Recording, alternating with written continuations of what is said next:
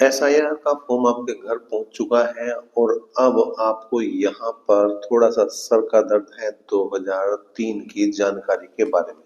तो यहाँ पर एक नया अपडेट हमारे सामने आया है, वो हम आपसे साझा करेंगे क्योंकि यहाँ पर बात की जा रही है क्यूआर कोड। जो आपके फॉर्म पर क्यूआर कोड है उसी में आपकी पूरी जानकारी है। तो क्या वास्तव में ऐसी जानकारी है या नहीं, जो हम यहाँ पर देखेंगे वो भी आपको बताएंगे और साथ साथ यहाँ पर पूरी जानकारी देख लेते हैं कि आपको अगर 2003 की जानकारी नहीं है तो आपको क्या करना है। देखिए, आज के अखबार की ये कटिंग है और प्रयागराज से छपा ये अखबार था। क्यूआर कोड को स्कैन करते ही पीएलओ को मिलेगी जानकारी, तेजी लाने के दिए हैं निर्देश। तो ये जो जानकारी मिलेगी वो बीएलओ को मिलेगी, ना कि ये हमें मिलेगी, जो अभी इन्होंने यहाँ पर बात कही है उसके अनुसार। एसआईआर प्रपत्र में केवल पहला कॉलम भरे तो भी हो जाएगा काम। मतलब अगर केवल आपने ऊपर की जानकारी भरी है, जो आपके पास जो आपका ईपिक कार्ड है उसके द्वारा जो अगर जानकारी भर देते हैं तो उससे भी आपका काम हो जाएगा। पूरी खबर देखते हैं। मतदाता सूची के विशेष प्रगाढ़ पुनरीक्षण। एसआईआर के गणना पत्र को भरते वक्त अगर आपको कोई बात समझ न आ रही हो तो परेशान न हो, आप केवल पहला कॉलम भर दें। देखिए, यहाँ पर बिल्कुल स्पष्ट इन्होंने लिखा है कि आप जो है परेशान ना हो, आप केवल पहला कॉलम भर दें। जिसकी जानकारी आपके पास है तो भी काम हो जाएगा। निर्वाचन आयोग के सभी मतदाताओं का गणना प्रपत्र खुद ही भेजा है। इस प्रपत्र को अगर आप गौर से देखेंगे तो नाम, विधानसभा क्षेत्र, भाग संख्या आदि चीजें पहले से प्रकाशित है। अब आपको कुछ जानकारी देनी है, जैसे कि पहले कॉलम में अपने बारे में, नीचे दिए दो कॉलम में अगर आप 2003 में मतदाता थे तो बाईं ओर दिए गए पहले कॉलम में उसकी जानकारी, जैसे उस वक्त की विधानसभा का नाम, भाग संख्या, क्रम संख्या आदि। अगर नहीं थे तो दाईं ओर माता या पिता या अभिभावक जो वर्ष 2003 में मतदाता थे उनका ब्यौरा देना होगा।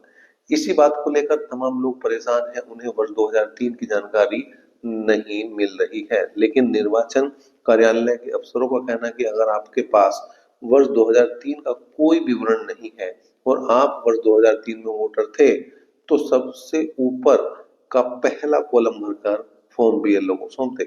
दरअसल गणना पत्र के ऊपर एक क्यूआर कोड दिया गया है। देखिए, ये जो क्यूआर कोड की बात आई है उसको यहाँ पर हम आपके लिए बता रहे हैं। इस क्यूआर कोड में सारी जानकारी दी गई है। इसमें आपके वर्ष 2003 के मतदाता होने का विवरण दिया गया है। अफसरों का कहना है कि यह पीएलओ का काम है कि वो इस क्यूआर कोड को स्कैन करे और उसका विवरण भर दे।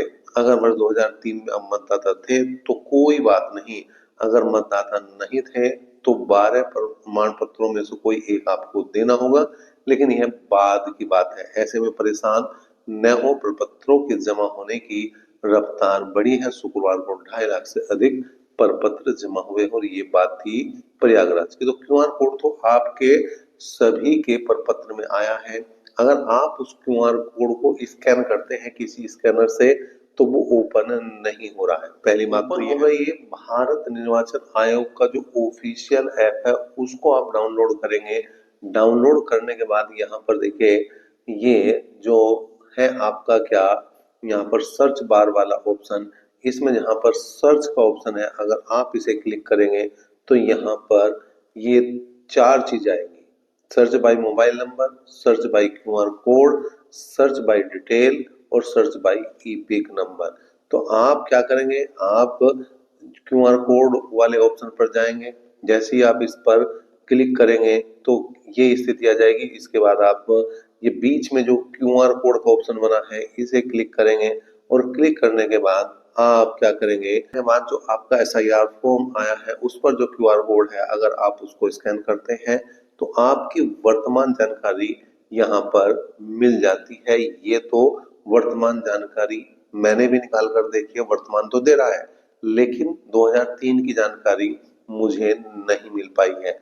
आप मुझे कमेंट बॉक्स में कमेंट करके बिल्कुल बता सकते हैं कि क्या आपने इसे स्कैन किया और 2003 की कहीं जानकारी मिली है, तो बिल्कुल हमें बता सकते हैं। धन्यवाद।